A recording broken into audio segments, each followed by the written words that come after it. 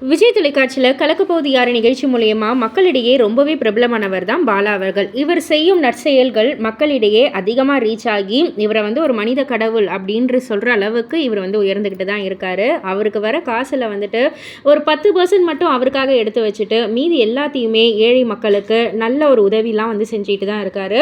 So சமீபத்தில் ஒரு மேடை நிகழ்ச்சியில் ஹீரோ ஆகணும்னு ஆசை அப்படின்ற மாதிரி பாலா சொன்னதற்கு நம்ம ராகவா லாரன்ஸ் அவர்கள் சொன்னாங்க, கதை நல்லபடியாக அமைஞ்சுதுன்னா கூடிய சீக்கிரமே என்னுடைய ப்ரொடக்ஷனில் நீ ஹீரோவாக பண்ணுறடா அப்படின்ற மாதிரி சொல்லி ஒரு ஊக்குவிப்பாக சொல்லியிருந்தாரு. ஸோ இப்போ ராகவா லாரன்ஸ் அவர்களே அஃபிஷியலாக சொல்லியிருக்காங்க, ஹீரோ ஆகிறார் என் தம்பி பாலா அப்படின்ற மாதிரி சொல்லி என்னுடைய தயாரிப்பு நிறுவனம் சார்பில் நானே பாலாவை அறிமுகம் செய்வேன் அப்படின்ற மாதிரி நான் சொல்லியிருந்தேன். அதற்குள்ள நல்ல கதையும் தயாரிப்பு நிறுவனமும் வந்தால் பாலா அதில் கதாநாயகனாக அறிமுகமாகிறார் அப்படின்ற மாதிரியும் சொல்லி பாலா #1ன்னு போட்டாங்க. ஸோ பாலா ஹீரோவாக நடிக்க போகும் படம், முதல் படம் கூடிய சீக்கிரமே ஸ்டார்ட் பண்ணணும்.